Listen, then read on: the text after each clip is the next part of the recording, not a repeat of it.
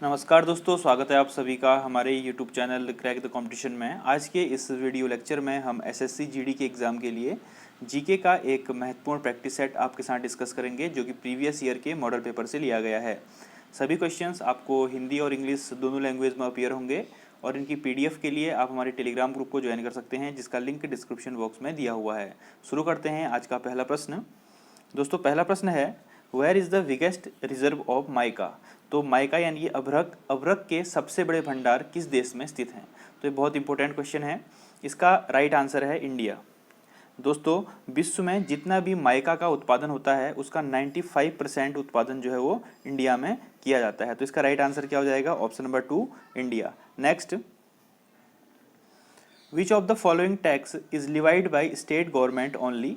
निम्नलिखित में से कौन सा कर यानी कि टैक्स केवल स्टेट गवर्नमेंट द्वारा लगाया जा सकता है। तो दोस्तों, इनमें से जो एंटरटेनमेंट टैक्स यानी कि मनोरंजन कर है वह राज्य सरकार द्वारा लिवाइड किया जाता है। तो इसका राइट आंसर क्या हो जाएगा? Option number C, entertainment tax. ठीक है, चलिए अगला प्रश्न है, the longest railway line in the world connect.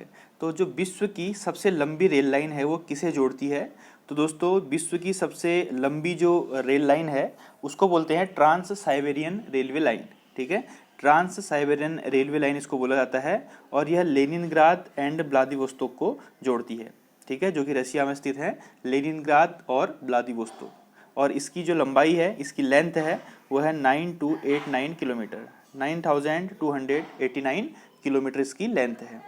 Next, who was the first Ramon Magsaysay award winner from India. तो भारत से पहले रेमन मैग्सेसे पुरस्कार विजेता कौन थे? बहुत इंपॉर्टेंट क्वेश्चन है दोस्तों।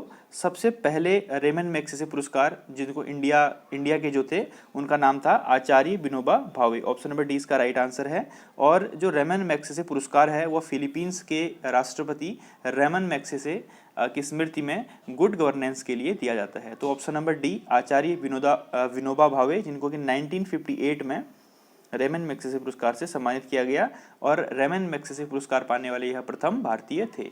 अगला प्रश्न है, the international criminal police organisation, जिसको हम शॉर्ट फॉर्म में इंटरपोल बोलते हैं। तो अगर आपसे कभी इंटरपोल का फुल फॉर्म पूछेगा तो होगा international criminal police organisation has its headquarter. तो इंटरपोल का हेडक्वार्टर कहाँ स्थित है? इंटरपोल का हेडक्वार्टर है दोस्तों लियोन, फ्रांस में। ऑप्शन नंबर डी इसका राइट आंसर है। ये बहुत इंपॉर्टेंट क्वेश्चन है, काफ़ी बार एग्जाम में पूछा जा चुका है। तो कहाँ है दोस्तों? लियोन, फ्रांस में। जो भी हमारे अंतर्राष्ट्रीय अपराधी होते हैं, इंटरनेशनल क्रिमिनल होते हैं, उनको पकड़ने के लिए ये संस्था बनाई गई है। इसके 190 मेंबर देश हैं। प्रेजेंट टाइम में इसके 190 सदस्य देश हैं। ठीक, next, which of the nations are connected with Palk strait. Palk जलडमरू मध्य में से कौन से देश जुड़े हुए हैं? तो दोस्तों, पाक जो स्ट्रेट है उससे इंडिया और श्रीलंका जुड़े हुए हैं। ठीक है, ऑप्शन नंबर ए इसका राइट आंसर है। पाक स्ट्रेट से इंडिया और श्रीलंका एक दूसरे से कनेक्ट हैं। जो पाक स्ट्रेट है दोस्तों वो इंडिया के तमिलनाडु से श्रीलंका के जाफना डिस्ट्रिक्ट तक मिलती है। ठीक है, तमिलनाडु से जाफना को कनेक्ट करती है और जाफना जो है श्रीलंका का एक डिस्ट्रिक्ट है। अगला प्रश्न, which ministry present Vishwakarma award. तो कौन सा मंत्रालय विश्वकर्मा पुरस्कार प्रदान करता है? तो विश्वकर्मा पुरस्कार जो है दोस्तों वो HRD मिनिस्ट्री, जिसका नाम अब एजुकेशन मिनिस्ट्री रख दिया गया है।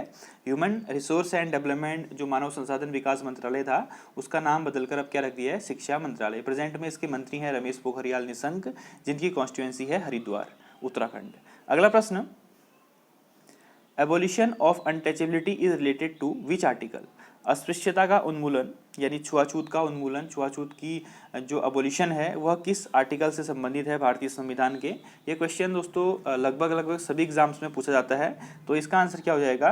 Abolition of untouchability is related to article 17। Option number C इसका राइट आंसर है। इसको ध्यान रखिएगा, ये बहुत इंपॉर्टेंट क्वेश्चन है। और दोस्तों, इनकी PDF के लिए आप हमारे टेलीग्राम ग्रुप को ज्वाइन कर सकते हैं, जिसका लिंक डिस्क्रिप्शन बॉक्स में दिया हुआ है। Next, the aqueous solution of which acid is called vinegar. किस अम्ल के जलीय विलयन को सिरका कहते हैं? इसका आंसर आप मुझे कमेंट बॉक्स में लिख के बताएंगे। बहुत ही सिंपल क्वेश्चन है। ठीक है, और काफ़ी बार मैं अपने प्रीवियस वीडियोस में भी इनको बता चुका हूँ, तो इसका आंसर आप जरूर दीजिएगा। अगला प्रश्न, the site of respiration inside the lungs. तो फेफड़ों के अंदर जो रेस्पिरेशन साइट होती है, श्वसन स्थल होती है, उसका नाम बताइए। तो इसका आंसर है एल्वेओलाई। ठीक है दोस्तों, ऑप्शन नंबर ए एल्वियोलाई जो होती है वह फेफड़ों के अंदर रेस्पिरेशन साइट होती है, यानी कि श्वसन स्थल होता है। ऑप्शन नंबर ए इसका राइट आंसर है।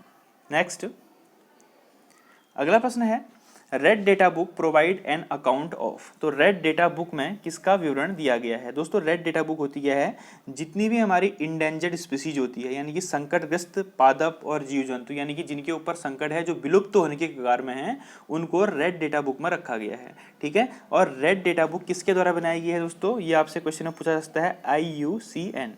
ठीक है, और IUCN का फुल फॉर्म है international union for conservation of nature, international union for conservation of nature. ठीक, तो रेड डेटा बुक में किसका विवरण दिया गया है? Option number C endangered plants and animals, जो कि संकटग्रस्त जीव जंतु हैं उनको इसमें सम्मिलित किया गया है। Next, who among the following rulers abolished जजिया। तो दोस्तों प्राचीन समय में जो नॉन मुस्लिम होते थे उन पर जजिया कर लगाया जाता था मुस्लिम शासकों द्वारा, तो किस शासक ने जजिया कर समाप्त कर दिया था? दोस्तों सबसे पहले आपसे पूछा जा सकता है कि जजिया कर किसके द्वारा स्टार्ट किया गया था? तो कुतुबुद्दीन ऐबक। ठीक है, कुतुबुद्दीन ऐबक द्वारा जजिया कर इम्पोज किया गया था नॉन मुस्लिम्स पर, जो कि हिंदू थे या अदर रिलीजन के होते थे, उनके ऊपर जजिया कर लगाया जाता था। और मुगल बादशाह अकबर ने, किसने? ऑप्शन नंबर सी अकबर ने 16th सेंचुरी में इसको अबॉलिश कर दिया, इसको हटा दिया। ठीक, तो दोनों चीज आपसे पूछी जा सकती है कि किसने लगाया? कुतुबुद्दीन ऐबक ने लगाया, और किसने रिमूव किया? अकबर ने इसको रिमूव किया। ऑप्शन नंबर सी इसका राइट आंसर हो जाएगा। Next, how many Nobel prize awarded each year. प्रतिवर्ष कितने नोबेल प्राइज पुरस्कार प्रदान किए जाते हैं? तो नोबेल पुरस्कार कितने फील्ड में दिए जाते हैं प्रतिवर्ष? तो दोस्तों मैं आपको बता दूं, फिजिक्स यानी कि भौतिक विज्ञान, केमिस्ट्री रसायन विज्ञान, फिजियोलॉजी एंड मेडिसिन यानी कि चिकित्सा के क्षेत्र में, एंड लिटरेचर साहित्य के क्षेत्र में, पीस शांति के क्षेत्र में, और इकोनॉमिक्स अर्थशास्त्र के क्षेत्र में। तो टोटल 6 क्षेत्र में जो है वह नोबेल पुरस्कार प्रत्येक वर्ष प्रदान किए जाते हैं। तो ऑप्शन नंबर सी इसका राइट आंसर है, और यह अल्फ्रेड नोबेल की याद में दिया जाता है, और सबसे पहले 1901 में इसको दिया गया था। तो सबसे पहला नोबेल पुरस्कार कब दिया गया था दोस्तों? 1901 में। Next, the battle of Plassey was fought between. तो प्लासी की लड़ाई थी वो किसके बीच लड़ी गई थी? ये बहुत ही कॉमन और इम्पोर्टेंट क्वेश्चन है जो कि हमारे एग्जाम्स में पूछा जाता है। तो दोस्तों प्लासी की लड़ाई ब्रिटिश ईस्ट इंडिया कंपनी, जिसका कि रॉबर्ट क्लाइव जो है वो लीड कर रहा था, और बंगाल के नवाब सिराजुद्दौला के बीच में 1757 में लड़ी गई थी। ठीक, तो इसका राइट आंसर क्या हो जाएगा?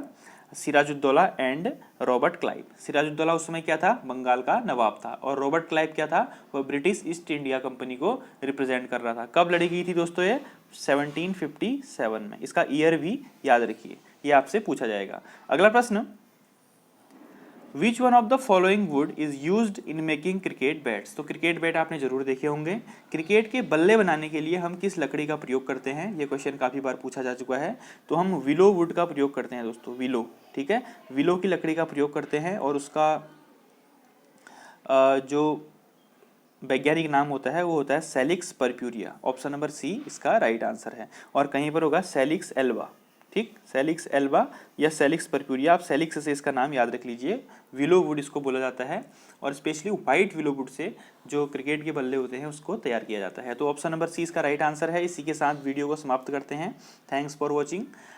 वीडियो अच्छी लगी तो प्लीज़ लाइक शेयर कर दीजिएगा। वीडियो लाने में थोड़ा लेट हो गया, अब से वीडियो रेगुलर आएंगी। थैंक यू, जय हिंद, जय भारत।